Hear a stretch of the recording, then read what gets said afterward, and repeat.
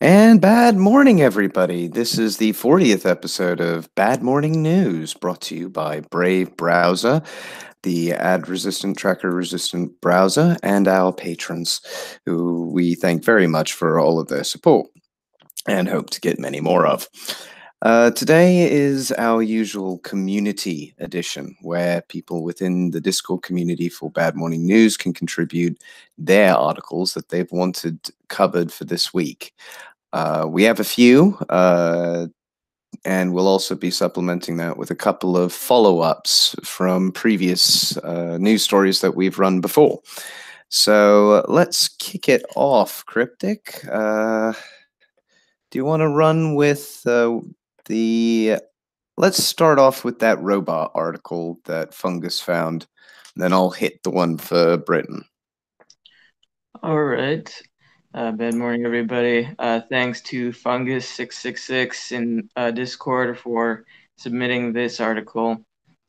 This is out of News 5 Cleveland, written by Homa Bash. Northeast Ohio company creates robots to help with school security.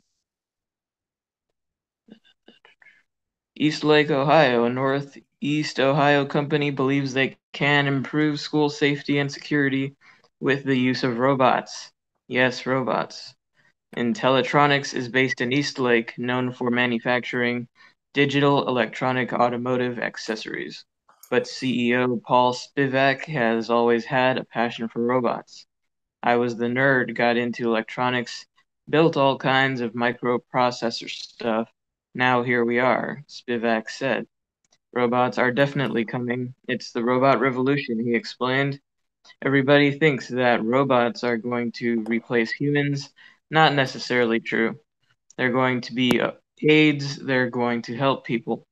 Spivak and his engineers have spent the last 5 years working to create and perfect three Promobots, a 5-foot android that can tell jokes and carry on conversations. The latest improvement is adding weapons detection technology that alerts as soon as someone with a gun walks into view. Spivak demonstrated with an AR-15. As soon as he came into the robot's field of view, an alert sounded. It also immediately sends a text message with a photo of the perpetrator to make schools a lot safer, plus other places. I mean, it's terrible. You turn the news on, somebody goes nuts, and they start shooting kids. Since I'm a new father, I don't want to have that worry when my daughter goes to school, Spivak said. The technology currently has patents pending, but Spivak said they are working with local school districts to discuss placing the robot. In addition to the weapons detection, the robot is also able to teach curriculums like science and algebra. The cost for one, $50,000. Spivak said while they currently have three robots, they plan to create thousands. Okay, well, it's nice to know it can teach science and algebra. That's very comforting. I think that justifies having a police robot introduced to public education settings. This to me is just another reason why people should avoid public schools. What do you think, Lupin? Well, I think it's a bit. I mean, to be honest, it did make me chuckle, this one, to be quite frank. Yeah.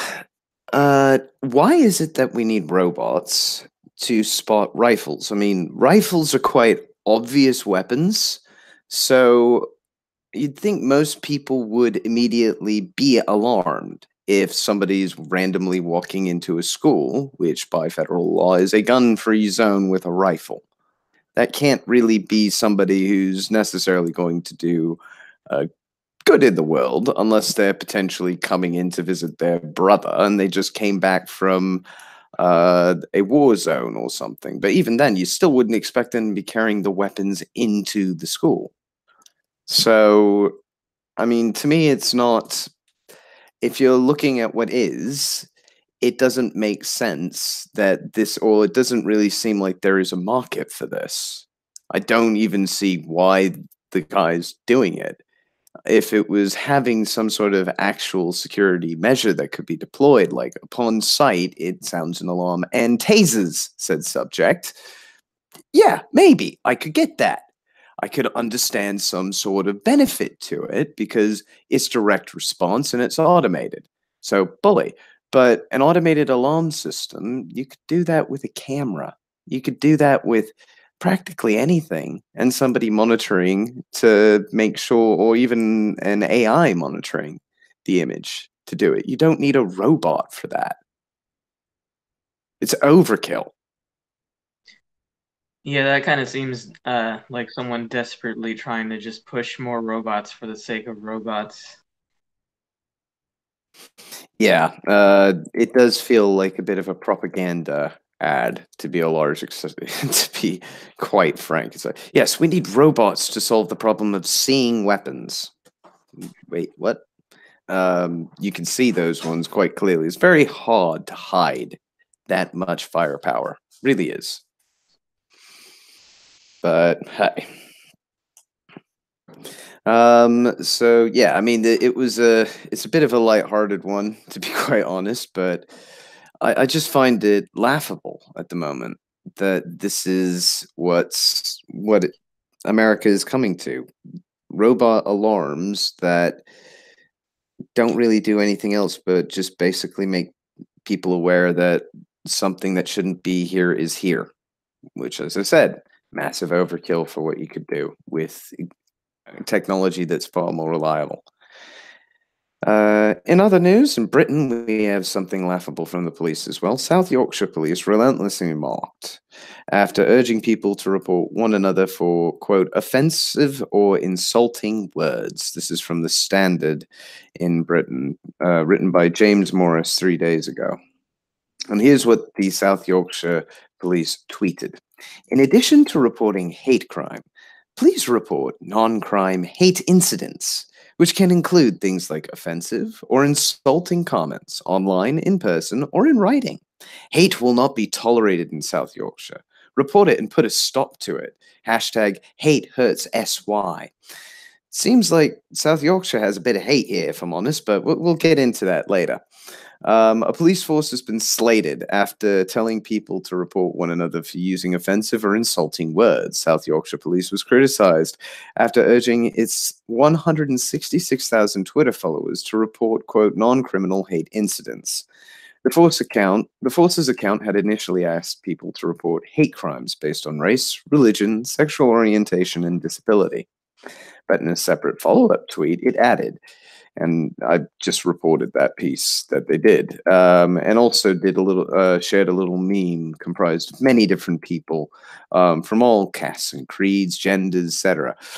Hate crime is an incident or crime which is perceived to be motivated by prejudice or hostility against a person's race, faith, disability, sexual orientation, and gender identity. So perception apparently is what's important, not the law. In addition to reporting hate crime, please, yeah, sorry, it was just a repeat of the same tweet. South Yorkshire Police defended its tweet, saying non-criminal incidents can feel like an offense to the victim. But it was relentlessly mocked with more than 5,000 responses to the Sunday Night Post. Many people likened the force to George Orwell's Thought Police from his novel 1984. I did actually like the ones that they picked out here. Paul Winters, his response was, non-crime hate incidents is a bit wordy. Might I suggest you condense it? I think thought crime has a nice ring. Don't you think? Shame on you. Shame. Soon your citizens will no longer even greet one another in public for fear of reprisal. This is a bridge towards totalitarianism. And Paul Winters, you are bang on. Posting a picture of the front cover of Orwell's classic, Joe Neal said, I'd suggest a copy of this for all officers. Oh, and watch Minority Report. You could probably just lock a good 25% of the public away now and call it crime prevention. Scottish political analyst Count Wings Over Scotland tweeted, so just to be clear, you want me to phone the police when there hasn't been a crime, but someone's feelings have been hurt. And the South Yorkshire Police did respond to the criticism. Police can only prosecute when the law is broken. But we want to know about non crime hate incidents, so they want to know about thought crimes. Incidents may not be criminal offenses, but they can feel like a crime to those affected and can sometimes escalate to crimes. More info on our website. So basically, if somebody else acts on something that you said that they took offense to, you're apparently responsible. I think that really smacks of victim blaming, but that's just me. What do you think, Cryptic? Yeah, it's funny when I saw that article, it actually made me think of a very similar sign that I've seen around where I live, where the sign has that same language of like, this is a hate-free zone, report incidents to the police, something like along those lines. And, so unfortunately, this isn't limited to just, crazy UK, hate speech law type territory. I think even in a lot of these really liberal leftist cities, they have a lot of that similar type thing Yeah. going Uh, on. So, yeah, I'll be quite frank. This is one step up from what they're doing in the States at the moment. Because I think a lot of people will probably be thinking, dude, how can you stand to be over here? One, the police over here aren't armed. Not well, by and large. There's like one division which is allowed to carry firearms. So you're much less likely to get shot by the police over here, just from a risk assessment point of view. And two, it ain't that far off in the States because if you're in university right now in a lot of these like places, you can get done under something called Title IX in the US. And Title IX offenses have become basically America's version of thought crime to some degree because they've created this entity within universities. I think they were called the bias response teams. And these guys are, I mean, they are masters of victim blaming, as far as I'm concerned, because they will portray even themselves as the victim if you criticize them.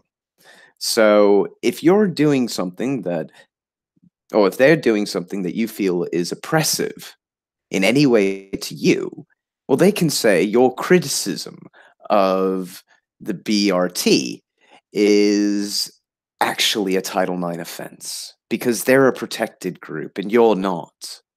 So yeah, I mean it is absolute lunacy at the moment, but it ain't just in Britain. This is just sort of the tip of the iceberg right now. Everywhere is going through some kind of madness in this way. And this is what the culture war is at the moment. A The people in power want us to accept thought crimes. And we can't. As simple as that. yeah, I totally agree, and it is just sad. I think I don't know where along the line this became a very popular idea among people who call themselves, liberal or progressive or whatever, because there's still a couple principled leftists out there who are against this new culture of like calling everything a hate crime, Mm. conflating the idea of offending someone with physical violence. And they see that the reality of what happens is that can be applied to anyone. So many of these people are so short-sighted. They think, oh yeah, it's just it'll just be used against those mean, right-wing, racist, whoever. But they don't see that it can be applied in any instance, as we've seen with people on campuses and other places saying things about criticizing Israel, and then having, of course, the Israel lobby and stuff come out and say, oh well, that's anti-Semitic. So Mm. it's very easy for these things to just so many people are so short-sighted about what they're supporting when they support the conflation of hurting someone's feelings or saying things people don't like, conflating that with physical violence. And it is a very concerning trend around where I am in the US and, of course, abroad, where we know, at least as far as, what I've heard is that, people, like, for example, a preacher on the street can be put in jail for saying, mean things based on his religion or whatever.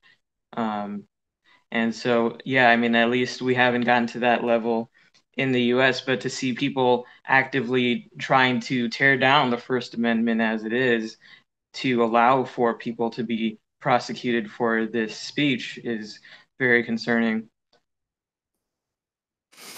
Yeah, I mean, it is ridiculous. The law here in Britain, because it is so subjective as well. This is the main problem with it. If you actually read the guidelines, because it's not, I need to explain this to people. It's not really set in stone what is the actual proper interpretation of these acts, most of which were created back in, say, the 70s and have been, like most regulations and laws, expanded to include things they were never really designed for.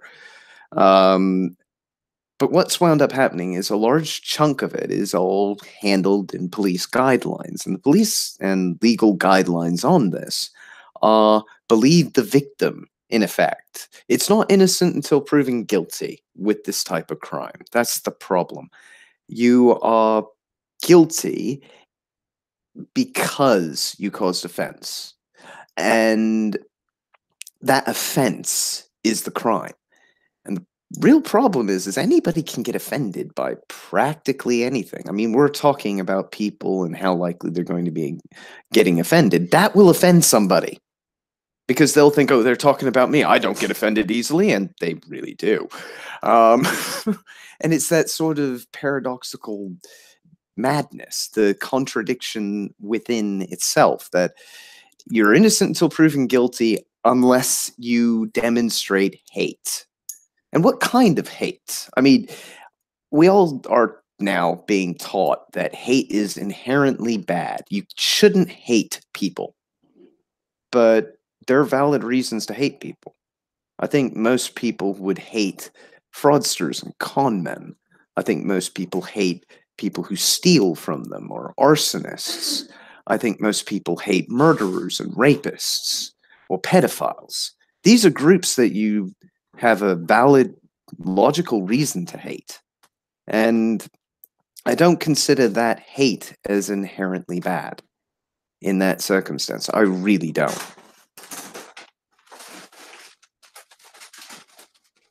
But that's just me.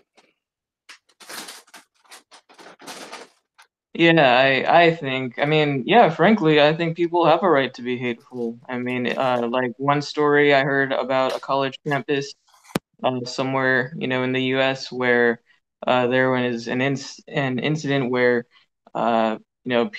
students were protesting because the police didn't arrest anyone for writing the word nigger on some walls somewhere, and they decided, why aren't you arresting people? It's like, well, I mean, if it's vandalism, prosecute them for vandalism, but it's not a hate crime. A word is not an act of violence on someone. They were calling for someone to basically have some kind of serious charges pressed against them based on, them feeling offended. And I think what you said is very true, is that so much emphasis has been put on, like, well, we have to believe people if they feel offended, that's enough to punish someone, like to just based on their feeling of offense, their perception. And I mean, the problem is it is a slippery slope. Where does that end? Where does it end when you decide someone should be punished because someone took offense to something? It makes no sense. Precisely. And I mean, we could spend ages on this one topic, and we might wind up doing so. I mean, how can you?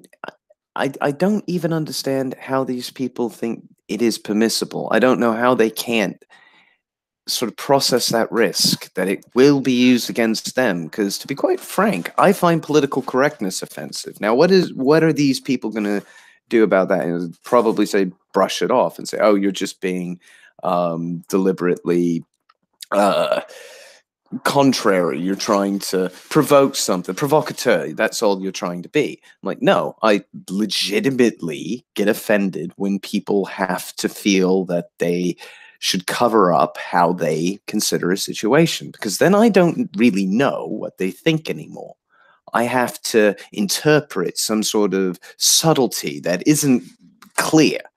And it's much easier to say, oh, I think X is a prick, or I think this person is bad for these reasons, rather than saying, well, you can't say that. It it's I find it galling that anybody thinks that they have the right to moderate what somebody else thinks or says. And it's frustrating to me because I will moderate myself to suit the situation, but it does mean that there are now topics I no longer feel safe talking about. And for that reason, I'm very careful about what I look up as articles and whether or not I can continue doing these sorts of things. All of these are questions. The UK is probably going to be a bit of a bastion from the rest of Europe on some of these issues, but it will seep in. And it has done so for decades. And until we all start realizing that, no, this doesn't work, this madness of being correct and polite and, well, not polite, but correct, politically correct all the time and using the exact terminology you're supposed to. It's it's the same sort of Victorian Puritanism that used to exist back in the day. It's just slightly different because instead of rejecting all of those groups, we're supposed to accept them all without question. Yeah, and what I was thinking just now is so much of this is coming from a certain place, kind of this academia. Um, at least I can't speak for Britain, but at least in the U.S., I know so much of it comes out of these college campuses, these liberal arts colleges, and a lot of it is being pushed forward by students who are mostly white, who have like this white guilt complex, and they feel like they're being some kind of savior of the minorities by treating them as an infant, like, oh, you're so delicate that you must have, laws to protect your feelings from being offended. And it's very infantilizing in its own way, and interesting they don't see that. And I'll just tell you right now, I mean, half of my family is African American, Black people. Most of them are older. They're not, these young kids in college. And I've never heard them say, "Oh, I feel offended. I wish there was a law that would put someone in jail for hurting my feelings on whatever, for whatever reason." No, So because this, that generation lived through the actual oppression. They lived exactly. through it and they know that this isn't oppression. They just laugh, usually, in my experience. Have you ever seen Morgan Freeman interviewed on this subject? It's hilarious because he just he laughs at the interviewers saying, "There's no oppression now. We're in the best situation we've been in years." And that's the Yeah, God's honest truth is there are people out there who realize that they no longer had a battleground to fight on, and they wanted an infinite one that they could then force other people to bend to their whim, because that's what we're dealing with is the people who were involved in the original civil rights movement. They had a purpose, they had a plan, and a bunch of other people have come along since then and subverted it and basically tried to turn it inward and use it to divide everybody into a variety of different factions that really don't care about anybody else but their own faction. And it succeeded so far. Whether or not it will continue to is down to the culture war. And to be quite frank, also down to how people react to political activity like the EU and like what's going on in South Yorkshire and all of these sorts of different things. And it's quite positive that there are millions of people following those who actively report on these types of issues and lambast these types of issues.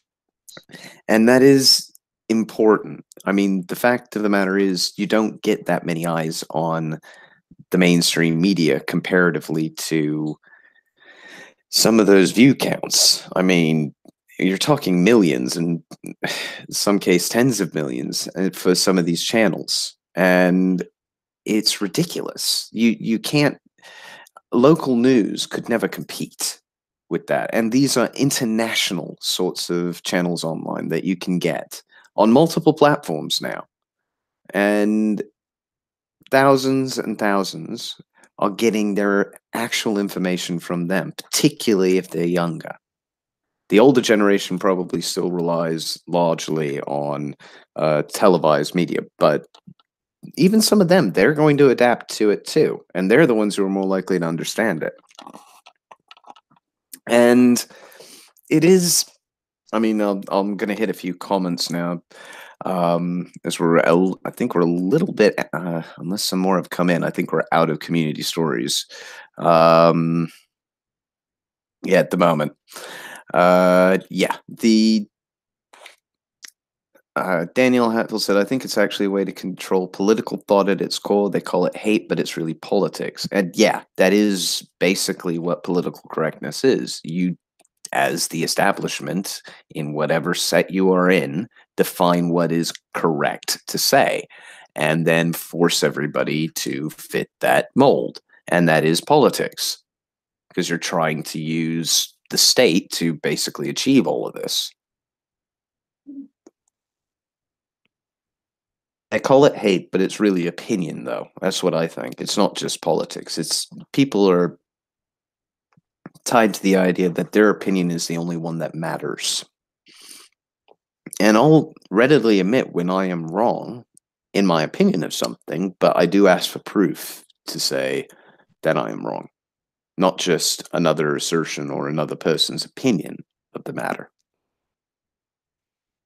Yeah, I think so much of it is about control. It's you will be made to agree with to believe what I believe. Otherwise, you'll be outcast as being, anti-intellectual, or some rube from the middle of the country, some country bumpkin who's unsophisticated like us coastal, liberals who know the truth and must impose the truth upon all of the great unwashed who didn't attend a liberal arts college. It's kind of my view of it, and because so many of the things they get behind is just utterly useless, just on its face, like all these complaints of cultural appropriation, banning parties with like a Mexican theme, like a Cinco de Mayo theme or whatever. Like if you wear a sombrero, you're like really, like who in the fuck is being helped by keeping white kids from wearing a sombrero? I really don't know.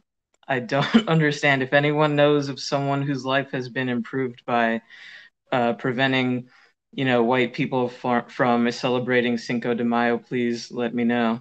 I'd appreciate that. Yeah, I think some analysis on why these things are beneficial to society empirically, not just theoretically, would be a really good thing to have, because I think quite strongly that such data would prove the exact opposite is true. If you psychologically, if you keep somebody, you know the story Sleeping Beauty. I'm sure everybody knows the story of Sleeping Beauty. Yeah, and Jordan Peterson did a very good take on this. I'm going to effectively paraphrase that. The story of Sleeping Beauty is basically of one girl who's mollycoddled by her parents to the point where she meets a man for the first time and she nearly has a nervous breakdown. And that kind of control, that kind of insular, you use infantilizing. That's a very good way of looking at it. That way of keeping somebody so secluded that they don't even understand the outside world, let alone, or even can comprehend it because they have no experience of it. That is basically what we are dealing with here. And that is what our enemy is in a large way, too, because these people often are quite affluent. They think they know everything, and they tend to be, as you said, in academia. That's where this starts at the moment. There's this fifth column that's basically sprouted up there, and it's just started infesting everything. And I don't quite understand how it got this far, but I really don't care anymore. I just want it stopped. So I'll need to investigate how to make sure of how we can stop it and make sure it never happens again. But I think, to be quite frank, the teaching of collectivism and collectivist ideologies is the primary reason why this is spread. And it's foolishness and it's laughable and it's been proven wrong empirically time and again. And yet these people still want to push it because they get more control that way. And it's as simple as that. And to pull in some comments before we hit our own line of stories. Danielle Hatfield, I bet thought crimes only work one way. Gregory Patrick, show me the man. I'm sorry, there we go. Show me the man, and I'll show you his thought crime. 100%.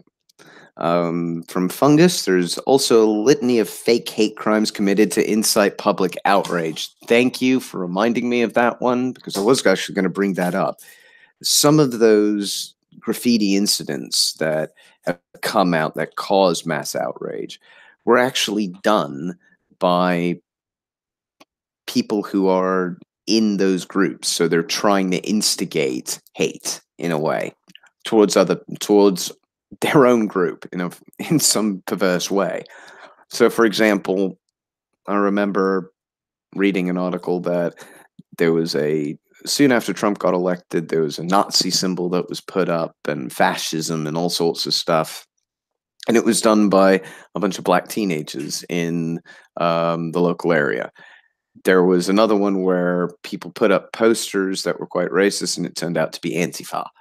I mean, it's this kind of incendiary tactic to discredit whatever is going on that is very common among the left and among collectivists in particular. And I'm not saying that just the left is collectivist. Both sides can be. That's not the point. The more you accept collectivism as rote, the more likely you are going to accept that doing something bad is good because it's for the greater good. And that's just bollocks. There is no greater good. There's either good or bad. It's a simple matter of action. And if you can challenge that, fair enough, but I don't consider you can either have an action that is good or you have an action that is bad. And circumstances determine that, but it doesn't make it good by default by doing it. Yeah, that's what's hilarious about this whole thing. Well, I mean, not to say that it's, laughing matter. I mean, obviously it's very serious, but with the hypocrisy of the left on this, when it just shows that they're really just the other side of the coin from the people they claim to hate on the right, because they believe in the ends justify the means. As you said, that's what both of those sides have in common is consequentialism. I mean, they're willing to lie and cheat and steal and kill and injure, as long as it's in service of what they believe is the collectivist paradise, essentially. Yep. And the main problem with all of that is it's utilitarian in nature, and that winds up causing a host of issues because it literally becomes dependent on a bandwagon fallacy. That which is best for the most is best for all. And that isn't true. There's no way to make that true unless it is already best for all, in which case it will be by default best for the most. So things like you don't commit acts of aggression on people. That's best for all. You don't get to sell X product is best for some. It's not best for the most necessarily. And you don't get to act this way freely is not necessarily best for most or best for some regardless. I mean, there are ways of finding that which is best for all. But utilitarianism is not it. And that's what this nonsense devolves into.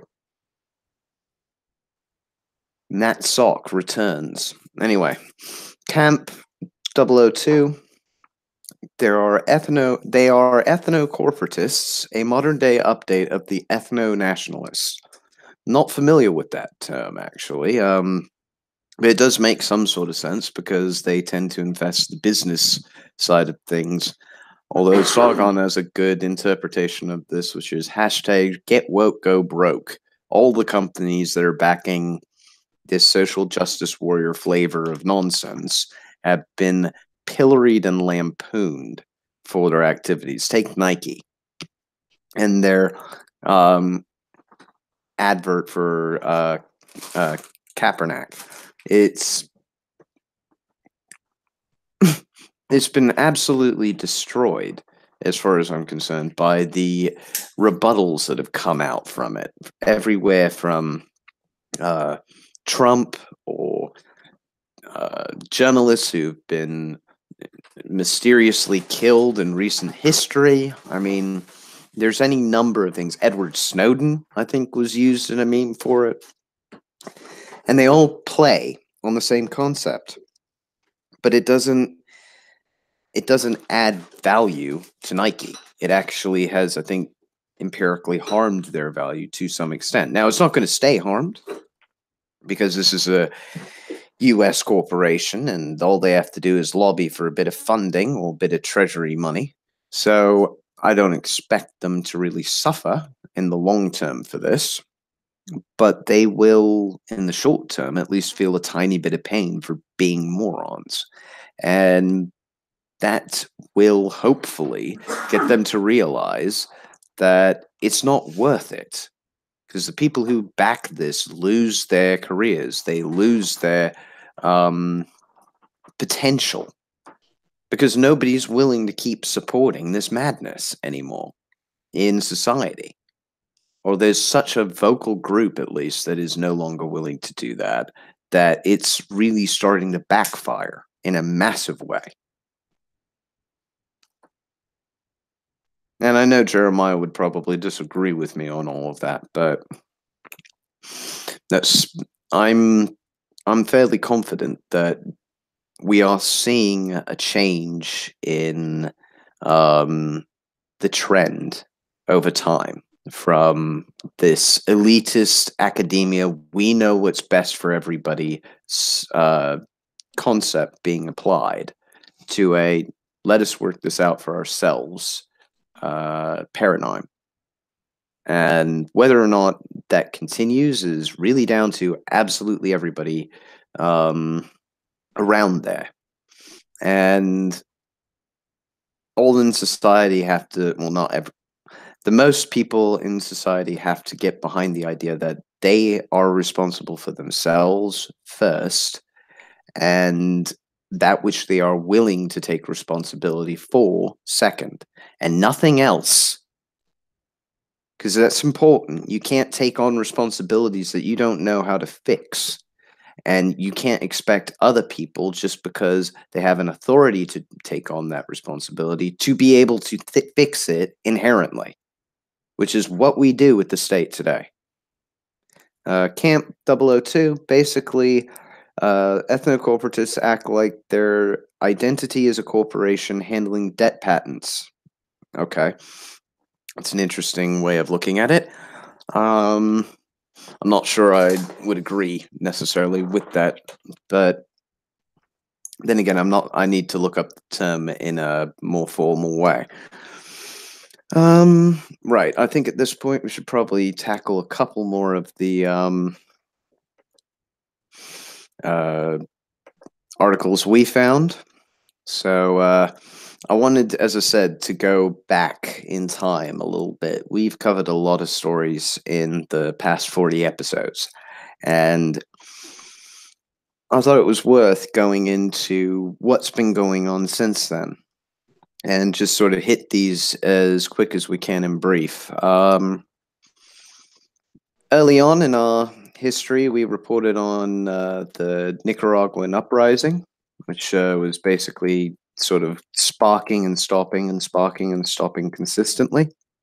This is from ABC News, Christopher Sherman and Alfredo Zuniga of Associated Press, published September 12th. Months of deadly unrest devastate Nicaragua's economy. 2 days after protests began in Nicaragua in April, a foreign auto components company was meeting at a hotel in the city of Leon when smoke from a burning university building just a block away billowed above the hotel's colonnaded courtyard. The visitors quickly cut short their event and began changing their travel plans to exit Nicaragua. Within 3 months, the El Convento Hotel itself was forced to close for lack of business, as a sister hotel in the same city had in June. Nicaragua's economy has been devastated by the near 5 months of unrest sparked by cuts to Social Security benefits that quickly evolved into calls for President Daniel Ortega to step down. As we've reported, by the way, people, if you go back in time, the Wayback Machine on our channels, you'll know that it's a lot more complicated than just that one event. This has been boiling away for quite a very long time. And it's important to make that clear. In June, the country's economic activity was down 12.1% compared to a year earlier, according to the central bank. Economists estimate 200,000 jobs have been shed, including as many as 70,000 in the tourism sector, which has become Nicaragua's top source of foreign currency in the past 2 years. Revenue at hotels and restaurants plunged 45% in June compared to 2017, according to Nicaragua's central bank. Similarly, construction suffered a 35% drop and retail 27%. Yeah, they're in free fall, people. Some 900 million in deposits fled Nicaragua's banks. They responded by tightening their lending to preserve liquidity, thus also contributing to the economic slowdown. Nicaraguan Union of Agricultural Producers say more than 12,000 acres of private land have been occupied by government supporters in what business leaders have called confiscations in revenge for their support of the protesters. The producers say 91% of the land occupied by squatters was used for farming and livestock. So, from what it seems like, the government basically has there's a lot more to this article, but I want to hit quite a few things at this point. But yeah, it sounds as if the government and private industry are in a bit of a cold/mini hot war, with the protesters protesting the government and the government utilizing its supporters to actually harm the rest of the country. So, because they're basically squatting on land that would be farmed, which is providing food for Nicaragua, you prevent them from finding food for the people, there will be more unrest. So, it does seem like this is turning into a very vicious, self-fulfilling prophecy, but hey. Leon, Nicaragua's second largest city, was among the places where protests and roadblocks were most intense. From the beginning, those protests were met with violence from riot police and civilian government supporters. In July, they violently cleared the roadblocks and ran protesting students off occupied university campuses. More than 300 people have been killed in the unrest, according to human rights groups. The government calls the protesters terrorists and says it defeated an attempt to drive Ortega from office that was sponsored by the U.S. government and domestic opposition, including some in the private sector. As I said, there's a lot to this article. We could probably spend the next 15 minutes unpacking it entirely, but I think everybody should read it for themselves and come up with their own opinions on some of these things. Some of you may remember as well that bridge collapse in Italy. Well, according to thelocal.it, quote, thousands of Italian bridges will be in crisis in the next 20 years. The next 20 years could be critical for Italian bridges built out of concrete in the post-war era, experts tell The Local. The collapse of the Morandi Bridge in Genoa raised questions about the prospect of Italy's more than 1 million bridges built out of concrete. Italian newspapers have highlighted that 300 major bridges could be at risk of collapse. But an expert who inspects bridges and public infrastructure across the country says those numbers are far too conservative. Quote, there are approximately more than 1 million bridges longer than 3 meters in Italy. If even 1%, a conservative estimate, are in bad condition, we can estimate that at least 1,000 bridges will be in absolute crisis in the next 5 to 20 years. Settimo Martinello, managing director of 4M, not it's spelled 4EMME, a Bolzano-based company that inspects bridges across the Italian peninsula, told the local in a telephone interview. Martinello says the bridges are in real danger and are not the marquee projects on highways. There were 1,622 bridges and viaducts longer than 100 meters in 2016, according to Italy's Ministry for Foreign Infrastructure and Transport. It's more remote crossings and tunnels in some of Italy's poorer and less developed regions that are at risk. The engineer Riccardo Morandi's bridge in Agrigento, now closed, or the Alaro Bridge in Reggio Calabria are often cited as at risk. And they are, but this only obscures the bigger picture of less visible yet degraded bridges that are equally at risk in smaller provinces. Quote, in some cases, a bridge will have to be built 30 to 40 years ago and will never have been inspected or undergone any maintenance, said Martinello. To maintain them, you need technical know-how. Now, to those who are still interested in Italy's massive infrastructure crisis, because I'm sorry, there's no real other way to call that, feel free to visit the local IT. It's got probably everything you need on that story, because I've just covered just the tip of the iceberg here. And then I also wanted to cover another piece of news from Idlib, Syria. And this is back to relating to Robert Fisk, who, as you may remember, discovered a large number of shell casings underground in rebel bunkers / tunnels that were from Western sources in NATO.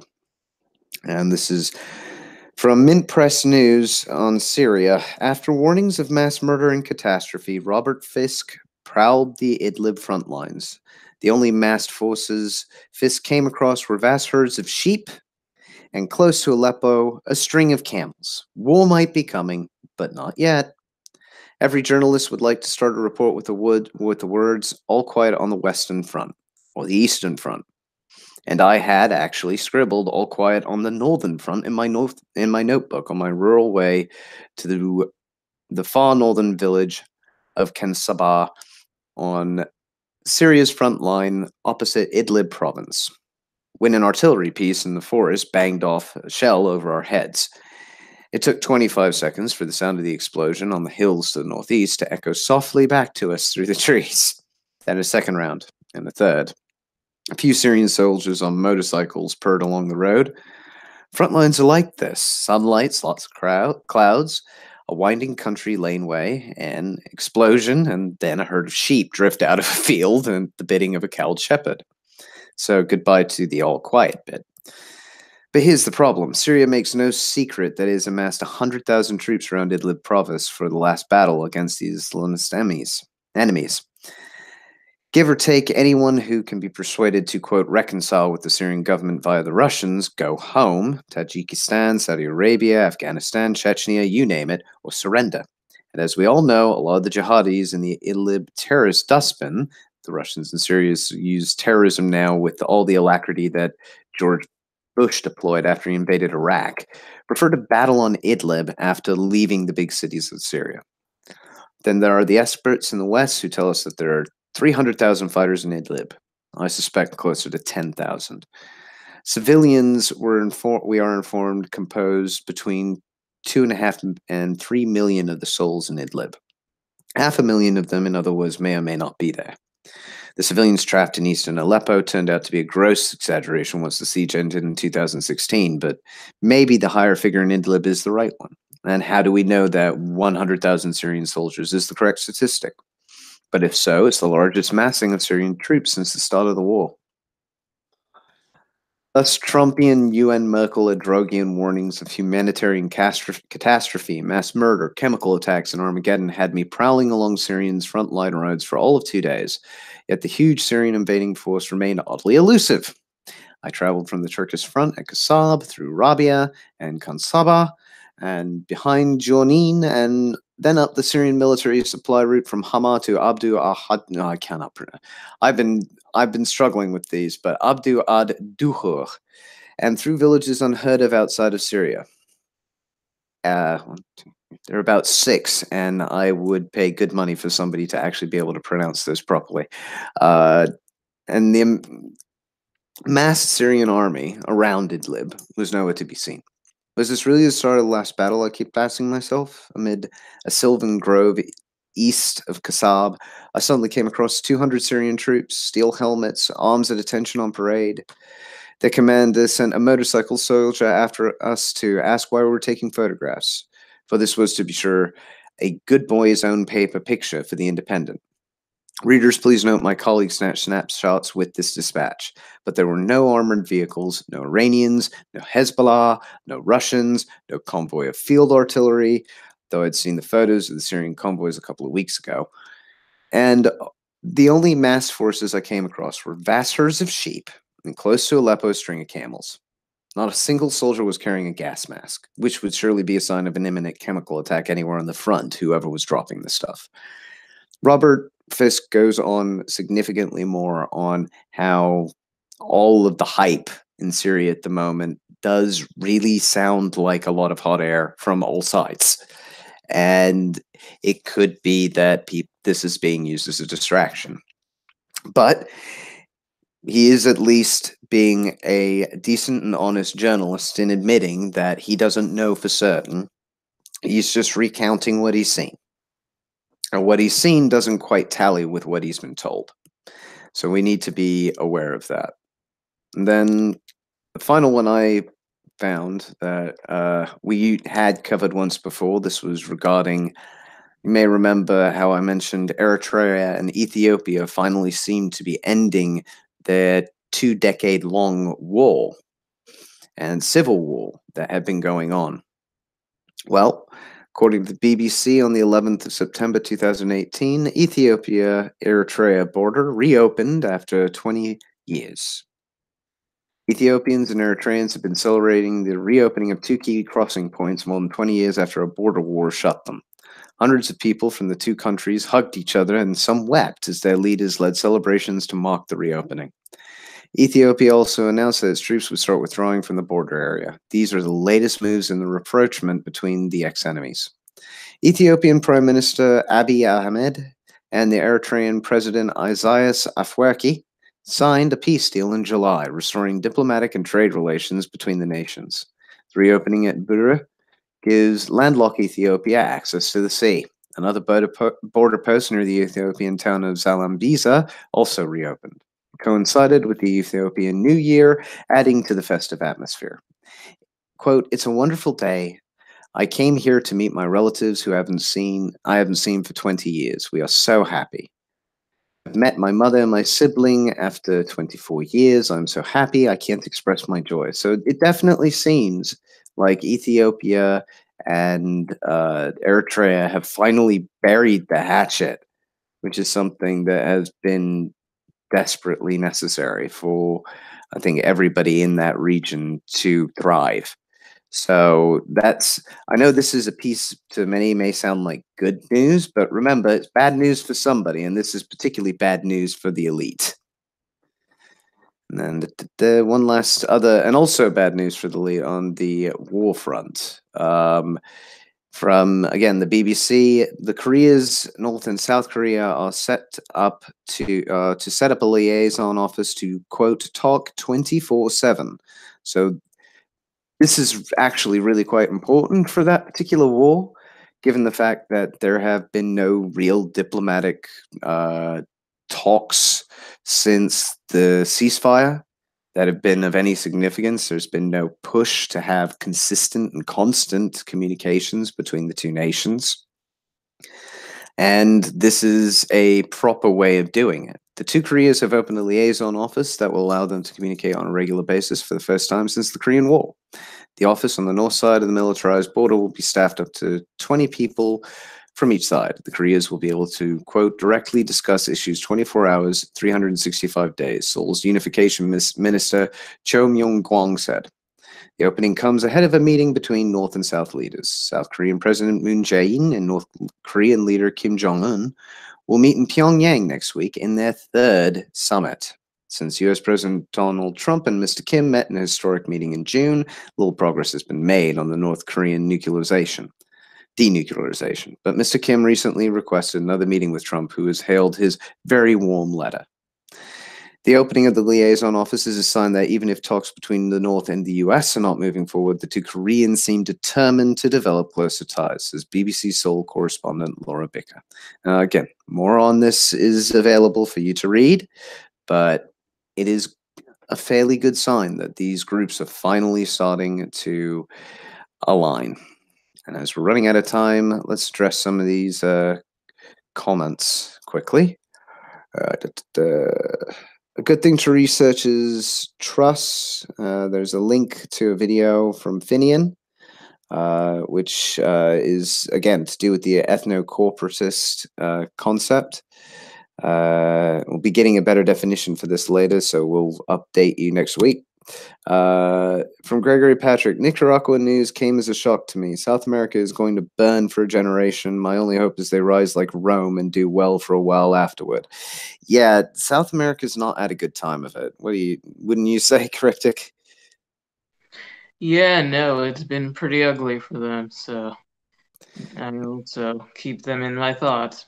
Yeah, I mean, it's you've got entire Netflix series based around drug cartels that are just you could basically pluck random incidents out of South America and they'd fit that particular model unbelievably well. And I'm very glad I don't live in that part of the world, to be quite frank, simply because of how risky it is.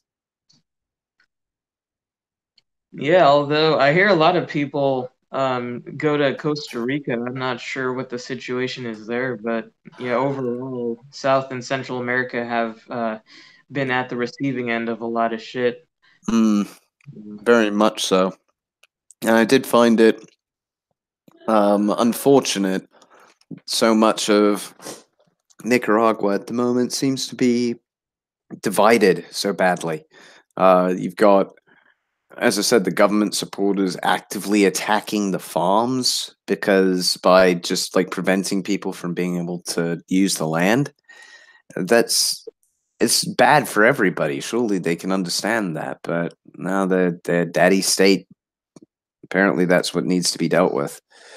But hey, what can you do? But yeah, unfortunately, that is pretty much we are a little bit out of news. As I said, we could probably next time we'll try and see if we can come up with a few extra articles for pieces, and at the end of the community section. But I think today we'll probably leave it off there a little bit early. Hope you have a bad morning, everybody. Smash the state and fuck the system. Have a good weekend, guys. Bad morning.